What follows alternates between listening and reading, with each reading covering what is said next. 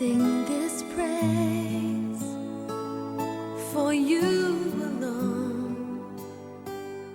And once again, voting on Monday, she should go home and rest and relax. Nikamwambia baada ya kupiga kura Jumatatu aende nyumbani na tulie apumzike. If I found her working on a weapon and getting ready to slay somebody, if Dida doesn't overcome, she will be on the hot soup. Nikipata kwamba anajitayarisha kuvamia mtu na silaha kwa sababu Dida kushinda, atakuwa katika supu moto. Praise the Lord. Amen. So Beth must be very careful of all the people.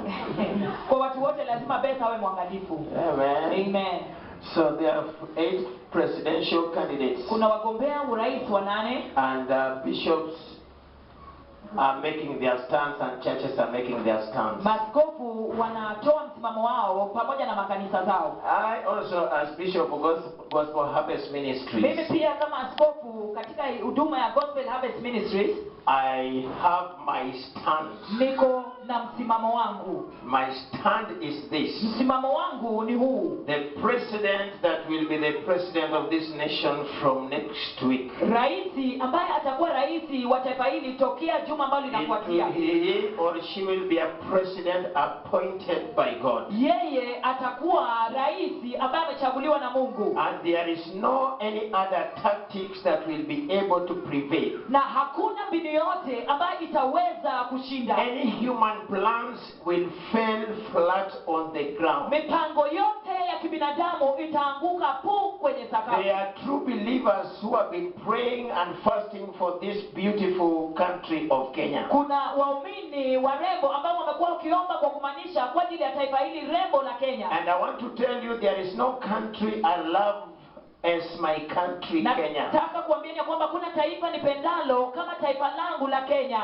And I have traveled to 37 countries in the world. Na nimesafiri katika mataifa 37 duniani. That the Lord has taken me from when I was in my early 20s. Ambao Bwana amenipeleka tokea wakati ambapo nilikuwa katika umri wa ujana. To preach the gospel of the kingdom. Kuhubiri ufalme wa Mungu. Many countries in Europe. Mataifa mingi Europa. America, Canada, Scandinavian countries, zile mataifa za Scandinavia, Asia, Pacific world, Uhindi, Australia, New Zealand, all those Australia na New Zealand pia. But I have come to choose Kenya. Lakini nimepata kuchagua Kenya. Praise the Lord. Bwana Yesu To be asifiwe. my beloved nation. Kuwa taifa langu nipendalo.